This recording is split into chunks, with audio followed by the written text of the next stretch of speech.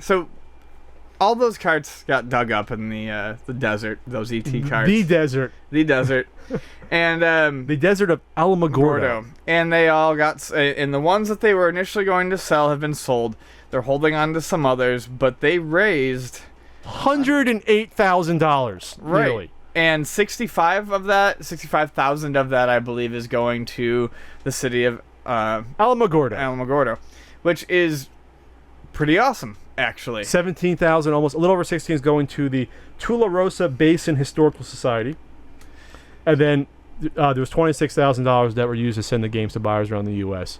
And France, overseas. Brazil, Australia, Singapore, Canada, proving that there's people that will collect junk anywhere in the world. Yes, but what I like about this is that these people's need to collect junk is helping a city. That's fine. And the guy who did the dig even said, obviously the money is yours to do what you want to do with it. He's like, but I really don't want to see it go to sewer lines or, something else boring like that. He's like, a playground? There's another meeting that they're going to have, and he's like, I've got a few ideas if you might listen to it. I have a great one. Huh. Reinvested another dig because this is you have gold sitting in the ground.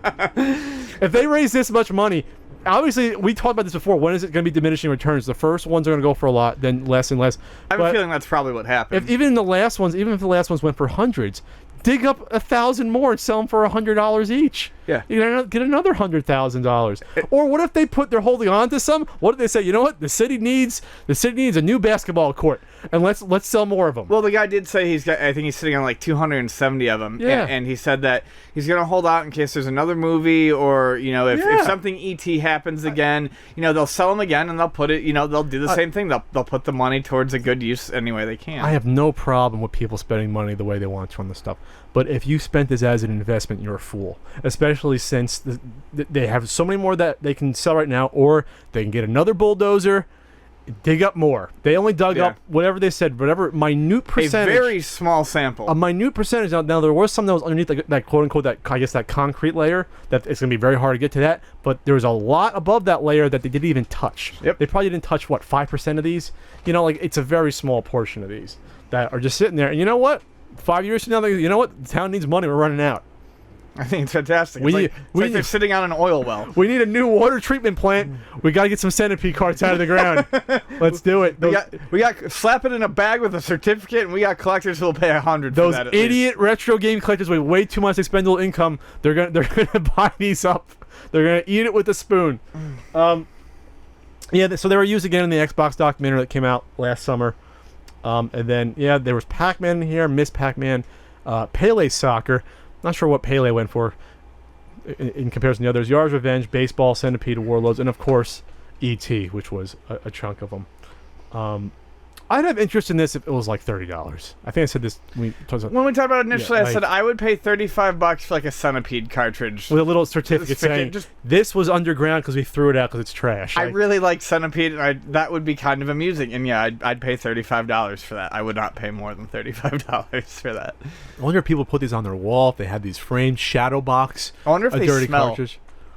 You know what? A lot of these were sealed, so they probably kept the freshness locked in. Okay.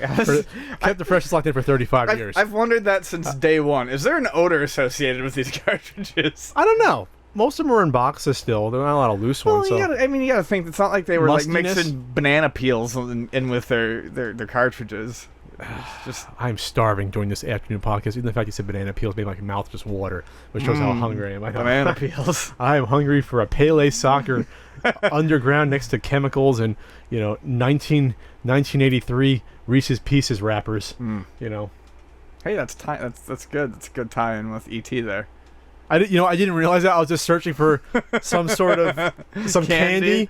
You picked the right one. I cannot stop mentioning food. I'm starving. I'm hungry too. I gotta reach for a candy someone gave us in the mail. Okay.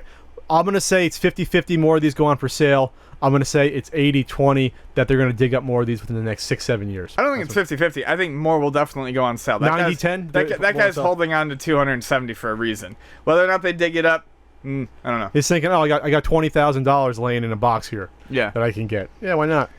What if he pockets some and puts them out of his own eBay account? He just does that. No? black label ones, sold out of a trench coat on the side. He comes of to the swap meet and just starts selling them. Yeah. They don't believe him. All right.